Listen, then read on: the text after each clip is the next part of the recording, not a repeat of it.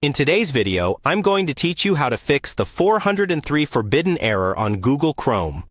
A 403 forbidden error usually means your browser is allowed to talk to the website's server, but it's not allowed to actually see the page you're trying to open. Sometimes this is a problem on the website side, but a lot of the time it's something you can fix on your own computer or in your browser settings.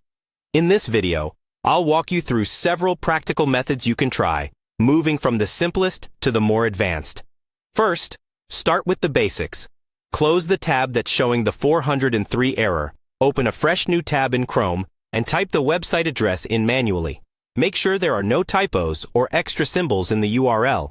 A single wrong character can sometimes send you to a blocked page instead of the one you want. If you clicked a bookmark, try typing the address instead, just in case the bookmark is out of date. Next, refresh your connection. Turn your Wi-Fi off and back on, or unplug your router for about 30 seconds and plug it back in. Then, reopen Chrome and try loading the site again. This can help if your network temporarily glitched or your IP address needed to be renewed. If that doesn't work, clear your browsing data in Chrome. Click the three dots in the top right corner, go to Settings, then Privacy and Security, and select Clear Browsing Data.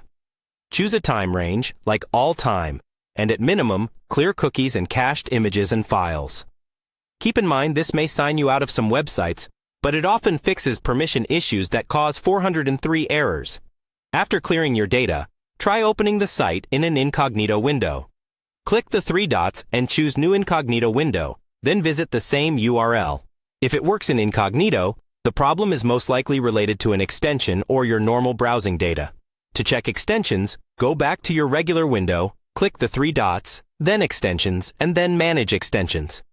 Temporarily disable your extensions one by one, trying the site after each change. If the site suddenly starts working, you've found the extension causing the issue.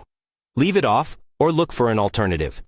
Finally, if none of these steps work, the problem may be on the website's end, or your access might truly be restricted. In that case, you can try another browser or device, or contact the website support if you believe you should have permission. That's how you troubleshoot and fix a 403 forbidden error on Google Chrome.